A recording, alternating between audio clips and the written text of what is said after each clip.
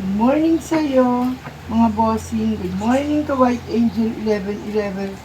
Good morning sa'yo, Virgo. Ang reading mo ito, ang pick-a card mong ito ay ngayong linggong ito ay para sa career, para sa kaperahan, at para sa pag-ibig. Sinasabi rito, Virgo, na ikaw ay maganda naman ang tinatahak tungkol sa iyong career, sa iyong paghanap buhay. Sinasabi rito na marami kang pangarap pagdating sa iyong mga anak. Sinasabi rin dito na ikaw ay isang taong maramdamin. Natampuhin ka ba, Virgo? Sinasabi rito na hindi na uso ang tampuhan, kung kaya't tanggalin mo na ito sa iyong isipan.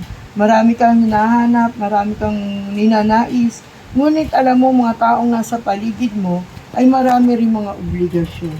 Sinasabi rin dito na ang iyong kaperahan sa ngayon ay malayo ang iyong iniisip. Sinasabi rin dito na nanghihinayang ka sa mga lumalabas sa iyo at lamang ang lumalabas kaysa sa pumapasok na pinansyal. Ipanalangin ito palagi. Sinasabi sa usaping pag-ibig, tatlo pala yung sumama, na kung ikaw ay nasa malayong lugar, sinasabing tapat ang iyong minamahal na naiwan kung saan man siya ngayon. Sinasabi na tanggalin ang pagiging siloso at silosa. Sinasabi rito na kung ikaw ay babae, ikaw ay may ginawang mali sa iyong minamahal. Kung kaya't ikaw ay mag-aani ng kaparusahan bilang isang babae. Ngunit ang sabi nga natin, tayo ay tao lamang kung kaya't nagkakasala, ngunit ang pagkakasalang ito ay labag sa mata ng Diyos at mata ng tao. Kung kaya't alam mo na ang aking tinutukoy at kung makaresonate ka, please comment down sa baba.